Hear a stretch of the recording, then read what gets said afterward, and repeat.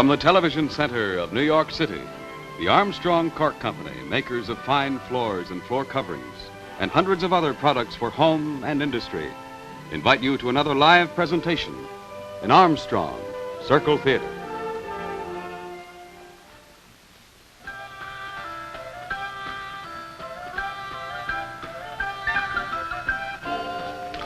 Good evening, ladies and gentlemen. Tonight, the Armstrong Circle Theater is going to try to solve an outstanding problem of the day. Now, we live in an age of speed. We travel in jet planes. We eat broiled quick dinners with minute tapioca for dessert. We gulp down instant coffee. We read tabloid newspapers and digest magazines. Speed, as we all know, is the most important factor in modern life. Television realizes that it is going to have to speed up very soon. Millions of TV set owners are too busy to watch a full hour or even a half-hour program these days. Now, the Armstrong Circle Theater is about to present a program for these busy people. It is called Sketchbook. Sketchbook is a group of short stories done to enable those who have to run to be able to see. Now, the sponsor is cooperating. On many of the current TV shows, of course, the sponsors present their messages, I must say, rather clumsily.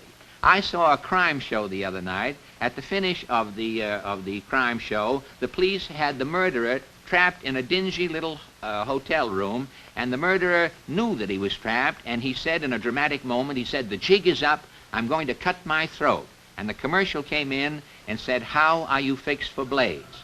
Well, that is rather lumbering, you must admit, ladies and gentlemen. Now observe how cleverly a streamlined message from the Armstrong Company comes to you on our show.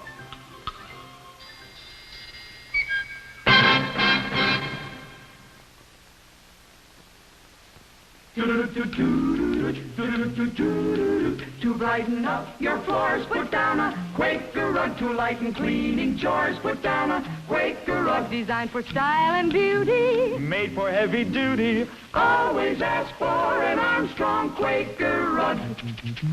Made with miracle K99 enamel. Low in cost, too. Here's the kind of style you just heard him singing about. An exclusive Quaker plume design. It'll give your home a fresh, sparkling, really dressed-up look, and at a budget price. Remember, Quaker costs only a few dollars a room. You'll find it so easy to put Quaker floor covering down, too. You can cover your floor from wall to wall in no time at all, and in most cases without a single dirt-catching seam, because Quaker floor covering comes in 6, 9, and 12-foot lengths. So, how about stopping in your floor covering dealer tomorrow and see how this plume design will brighten up your home. You can't go wrong when you buy Armstrong.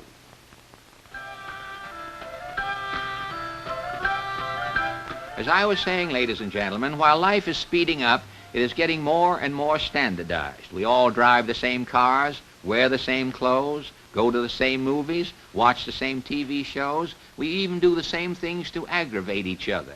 Being obnoxious has even become standardized. Snide remarks are always the same. Insults are the same. Answers, too. Nobody today seems to originate or think. Take business, the world of business. Now, how many thousands of stenographers today are aggravating their employers with the same worn-out devices? You know, misspelling words and letters, taking too long for lunch each day, having their boyfriends call the office during business hours. Now, only one stenographer I ever knew had some imagination. She found a new way to upset her employer. This stenographer's name was Myrtle Farrell, and she worked for a man named Mr. Ogburn. And if things go well here, I will probably turn out to be Mr. Ogburn shortly. I want you to meet Robert Hall, incidentally, who's assisting me at this time. Now, one morning in the office, Myrtle, the stenographer I just mentioned, was standing at the water cooler making some small talk. All right. Now, the other one goes like this. Now, listen. All right, listen close. Just a minute. All right. Now, there's a man, see? Yeah. All right. Now, he's got 20 horses and 3 stalls. You got it? 20 horses and 3 stalls. Yeah. Now, he wants to put the 20 horses into the 3 stalls, but he doesn't want to put an even number in any stall. How does he do it? 20 horses in Yeah. 3 stalls. Yeah. No even number in any stall. Yeah. Anyone know the answer? Miss Farrell. Miss Farrell, am I paying you to learn how to put horses into stalls? Mr. Ogburn, Miss I was Farrell, if having- you will report to Mr. Hudlin, the chief clerk, he will pay you whatever money is due you, and then you will be at liberty to spend your entire time with your calculations relating to stables. Mr. Ogburn.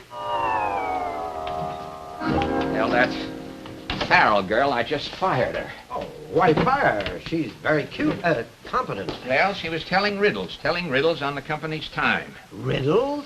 Riddles about horses. Horses? Don't repeat words, Hudlin. Don't regurgitate your words. Now, I happened to catch her. She had half of the staff around her at the water cooler, and she was telling a riddle about a man who had 20 horses, who was trying to put the 20 horses into 3 stalls without having an even number of horses into any one stall. Well, Well, what? how did he do it? How do I know how he did it? I just fired her, that's all. A silly riddle like that, all you've got to do is work it out mathematically. Well, now, let's see. You could put 1 horse in the first stall, 3 in the second. Now, don't be stupid. You put 7 horses in the first stall. Oh, 7. 5 horses in the second. Oh, no, wait a minute. I must reconsider here. You put 11 horses in the first stall. 11. 1 horse. No, that won't work either. That's Well, now, look, you could put 9 in the first stall. 7 horses in the second stall. 7 in the second. Oh, come, Hudlin, with this nonsense. I have work to do here. I'm checking my swatches here. Oh, sure. You're right, sir, yes. 9 in the first stall, 7 in the second. By the way, Hudlin, Yeah. when Miss Farrell comes in for her paycheck, just ask her what the answer is, if you will. You know, just just for the fun of things, you know. Yes, sir. If you will. Oh, hello there, Mr. Hudlin. Hudley. Hello, Miss Baxter. Bobsy. Why didn't he put an even number of horses in a stall? Why has nothing to do with it. The real thing was that he didn't put them in the 3 stalls. He must have been cuckoo. Cuckoo is not the answer, my dear. Cuckoo or not, the riddle I goes... can't be bothered working out why cuckoo people do things. Besides, I don't like horses.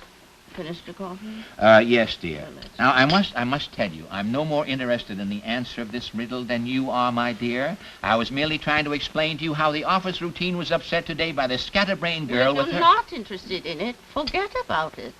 Come on. Let's give Dorothy a chance to clear. 13 in the first stall, 1 in the second. Now, Hudlin, about these horses. Horses, sir? You heard me. I said horses. I see you're trying to figure it out right here in front of me. Well, you weren't so indifferent yesterday. Yesterday was another day, Hudlin, remember. Yesterday was another day. I have no more interest in the answer of this riddle than you have. I'm just concerned about my wife. Oh, your wife, sir? You know how women are, Hudlin. I just, in a moment of weakness, I mentioned the riddle to my wife. Yeah. I haven't had a minute's peace since. She, all through the evening, halfway through the night, and this morning she told me the last thing leaving the house, she said, don't you dare come back into this house tonight without the answer of that riddle.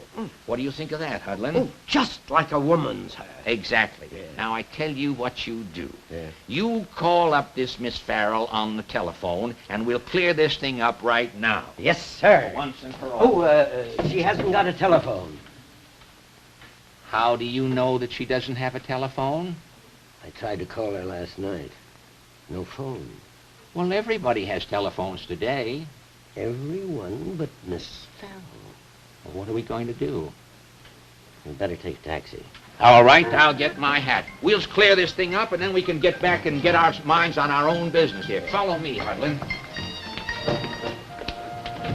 Good morning, Mr. Hudlin. Good morning, Miss Baxter.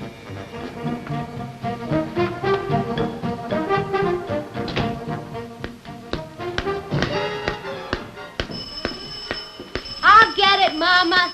I was furious. It was $5 on the meter. Well, I told you it's a long way. Oh, good morning. Where is Miss Farrell? She's gone to business. Business? She has no business. She was discharged yesterday. She's got another job.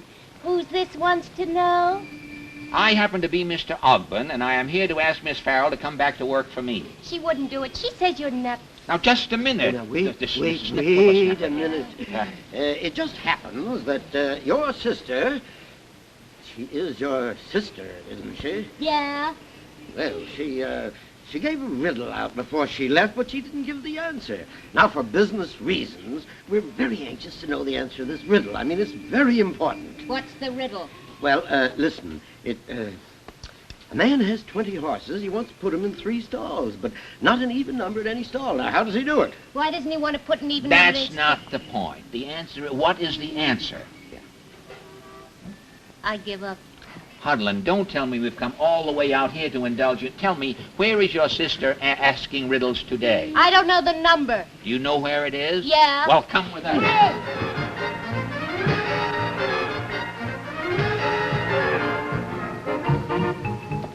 Now, wait a minute. You don't have to follow us into all of these buildings, Well, you that know. meter's gone pretty high, Doc. You'll get your money. Don't worry. You go back and sit in your taxi cab. Well, I'm kind of interested now. I overheard you talking in the cab. All right.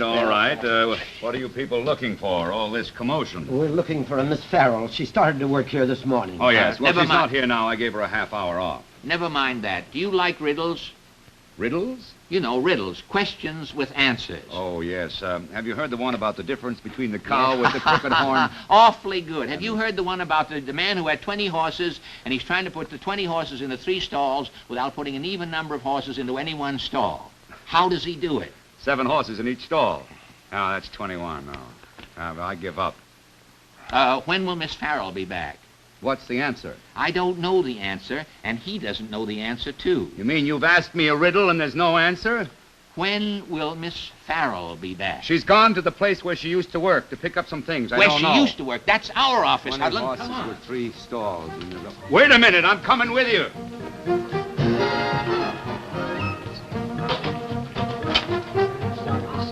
Officer, I can explain the whole thing. I'll admit that we were speeding in one zone there, but that could...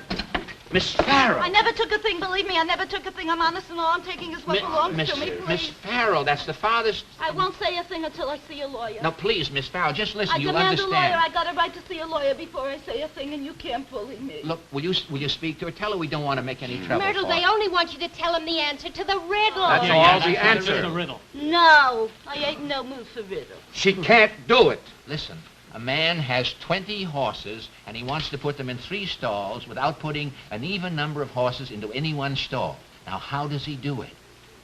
I want to go home. I told you.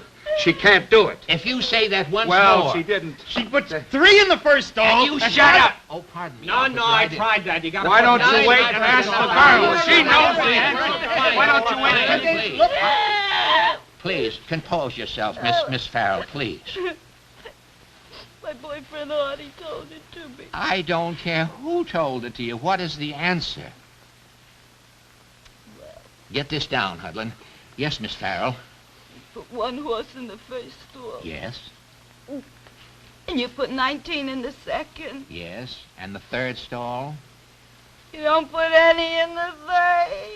The 3rd stall is empty. The riddle don't say you gotta put horses in all 3. It just says the man's got 3. 1 in the first, 19 in the second. Now can I go home? Oh, no. Who do I give this Yes, ticket? I Miss wanna know Farrell, mine. you can go home. And Mr. Hudlin, pay these people off, and they can go home. Listen, you owe me $17 on the meter of the cab. Gosh. 1 stall is empty, and I can use it. Have I made a jackass out of myself today? Oh.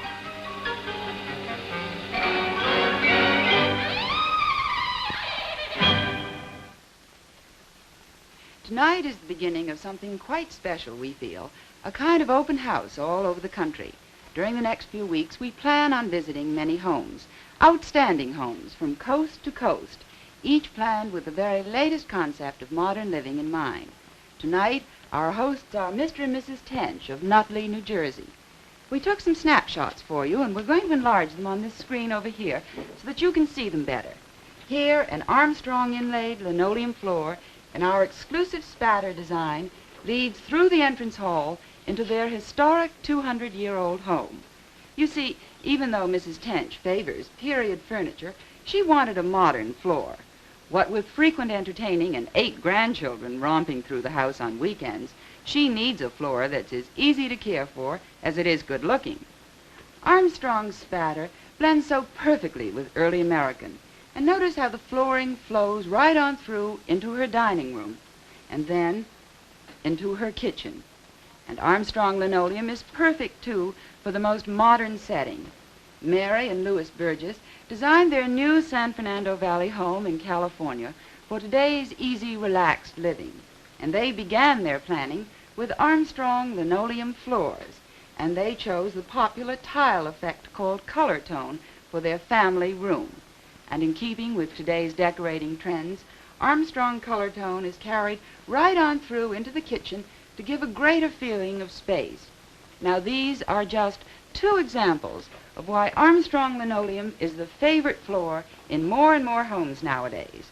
So, if you're building a new home or redecorating an older one, remember Armstrong, the modern fashion in floors.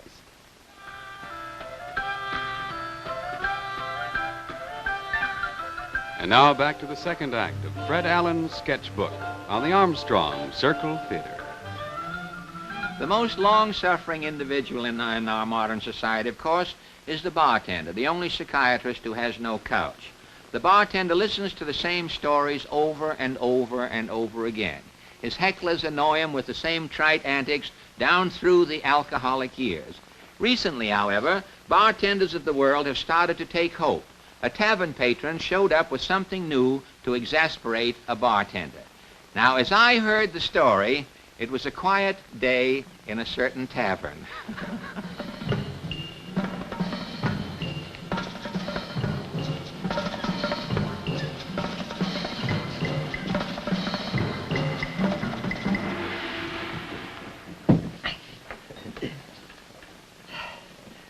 Two straight ryes, please. You mean you want a double, don't you? No, 2 straight ryes.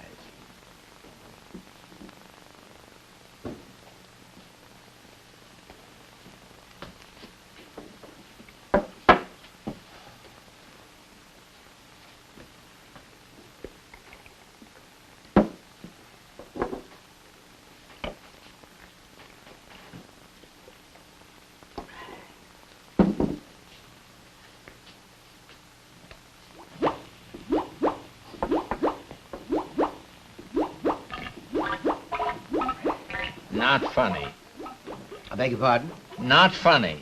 And furthermore, there ain't no room up here at the bar for your contraption. Put it over there in the corner. Well, it doesn't look crowded. We got laws here, buddy. Now put that thing over near the door. Nobody ain't gonna bother it. Oh, you should have seen it today. It was magnificent.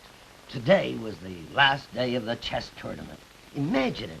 3 days of continuous brain work, and against the top players in the country, too.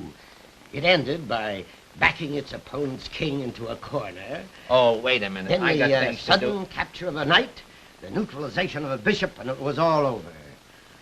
How much do you think it won, all told, in 3 days of chess? How much? $5,000. Now it wants to let down. It wants to get a little drunk. Well, look, take it someplace else to get it drunk. Oh, we like it here. Another round, please. No. I ain't passing out no whiskey to no joker smiths. Joke smiths. The word is joke smiths. If the machine wants another drink, give the machine another drink. No more haggling, please. Yeah, you know how it is when you're all fagged out mentally and you need a drink. Of course. It's the most natural thing in the world. Another whiskey sour and a little light on the lemon juice, please. Picric acid. They don't use lemon juice in these places. That's done it. Now put that thing away or get out of here yourself. Ah, 2 straight ryes, please. No. Now, look here. You stay out of this. How do I know that this thing here ain't roaring drunk right now as it's looking at me? Well, ask it something. What? Ask it a question. What kind of question? No, it doesn't matter. Pick out a couple of big figures and ask it to multiply them together. Now, you couldn't multiply two big figures together if you were drunk, could you? Big figures, huh? Yeah. 10,000... By... Shut up. Yeah. I'm concentrating here. Okay. 10,862. Multiply it by 99. Oh, that hardly seems fair.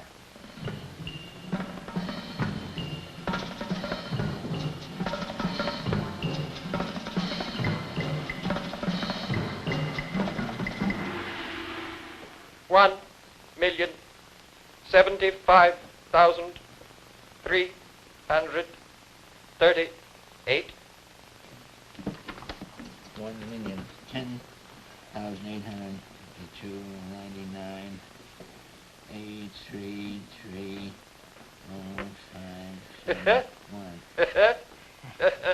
1,750,338. Well, I'll be it.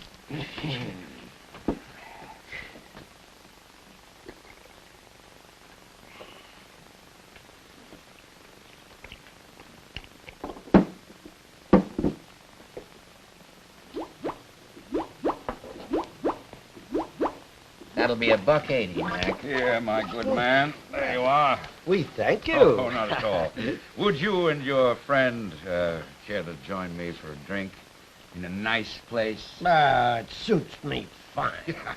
I got my car outside. Splendid. Come on, pal. Yeah,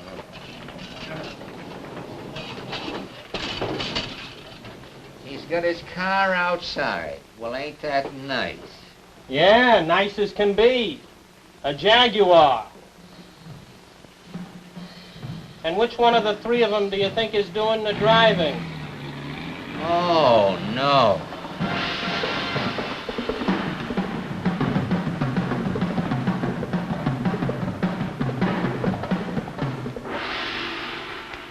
Well, so much for the bartender. I had a short day there. You know, the bartender has something to look forward to. When the machine finally takes over the world, and bartenders are machines, of course other machines then will be bringing people into taverns to start trouble.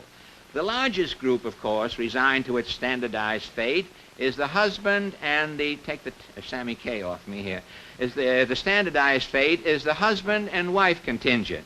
Millions of married couples bore each other to death with their outmoded sarcasms and their repetitious didos in an effort to aggravate each other. Now, it wasn't until the other night at a cocktail party, as a matter of fact, that an inventive husband, a certain George Bidwell, unveiled a new technique to upset his spouse. The cocktail party had just sort of gotten underway, you might say.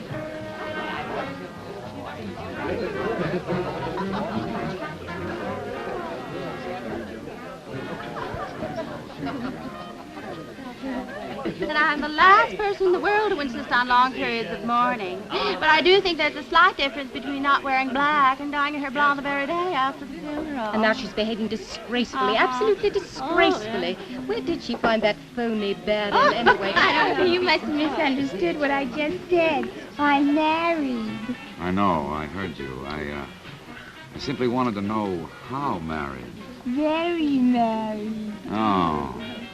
It just does the most wonderful things for you. It's all this new miracle something or other, and it's strong as a horse. It pulls you in here and pushes you out here, and just sort of gently keeps you up here and down there.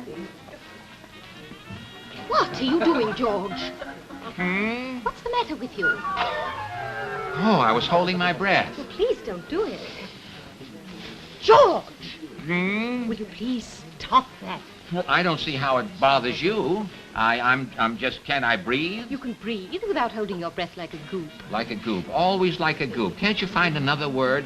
All down through the years we've been married, anybody who doesn't do what you do is always a goop. Now, it just so happens that deep breathing is good exercise, and you should exercise more. Well, please don't do it right out here in public. Well, I am not bothering you. You look silly. You look perfectly silly. What do you suppose people will think, you sitting here all swelled up with your eyes popping out? It so happens that I am not sitting here with my all swelled up with my eyes popping out. You look like a goop. Please don't do it anymore. Darling! I want you to tell me all about your trip. Didn't you get the door? Why don't you leave me alone? Sitting here like a goop holding your breath, people will think you're an idiot. Hello.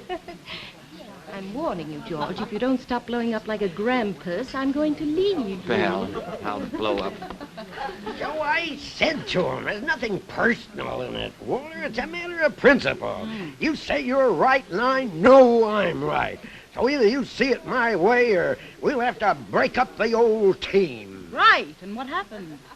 We broke up the old team. No, it isn't that Grace doesn't understand me. That's half the trouble. She understands me too well. If there's anything I hate, it's a wife who understands you too well, I said to my sister Sarah. George. Hmm? What are you doing? Hmm? What are you doing? I am not holding my breath. You're doing something. Hmm? George Bidwell, what are you doing? I am multiplying numbers in my head. You're what? I'm multiplying numbers in my head. Don't be silly. We gotta go home. Are you going home, Lita? Yes. Can we give you and George a lift? You can give me a lift. And if you can put me up for the night, you can do that, too. Of course. We must have lunch.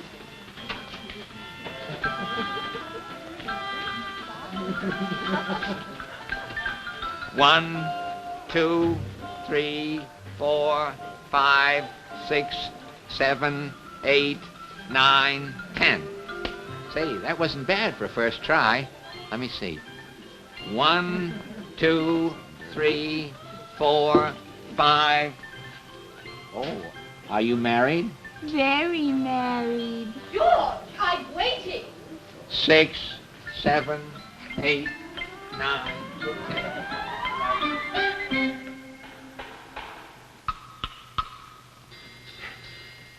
Well, Sketchbook has shown you 3 characters who have made history, ladies and gentlemen. Myrtle, the stenographer, who found a new way of driving her boss crazy. The anonymous man who introduced a new note in bartender heckling. And Mr. Bidwell, who will be immortal, who has given married men something to shoot at for the future. And the future is bright, ladies and gentlemen. Mankind can never be standardized. For stepping out of the ranks of future generations, there will always be little men and women like these, eager to defy convention. Now, most programs leave you with a message. Sketchbook, conscious of speed, eliminates the message tonight and merely says, with a wall-to-wall, good night from the Armstrong Company. Good night. If you're redecorating or building new, remember the charming homes you've seen tonight. And no matter what your tastes, your needs, your pocketbooks, there's a modern, easy-to-care-for Armstrong floor for you. And that's why today, more and more people are choosing Armstrong for more and more rooms in their homes. Armstrong, the modern fashion in floors.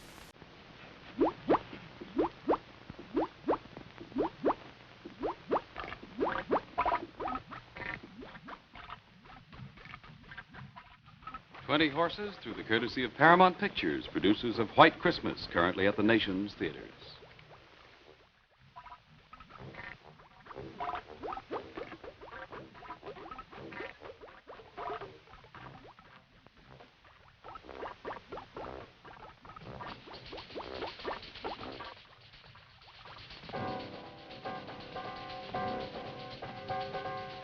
Speaking for Armstrong Resilient Floors, Ruth Jackson.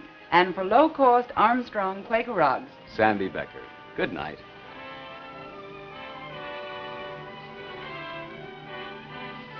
Next week, Leora Dana, Philip Abbott, and Joseph Sweeney will star in Flare Up, a vital drama of a father and son caught in a tense emotional conflict written especially for the Armstrong Circle Theater. Miss Jackson suit by Dan Milstein.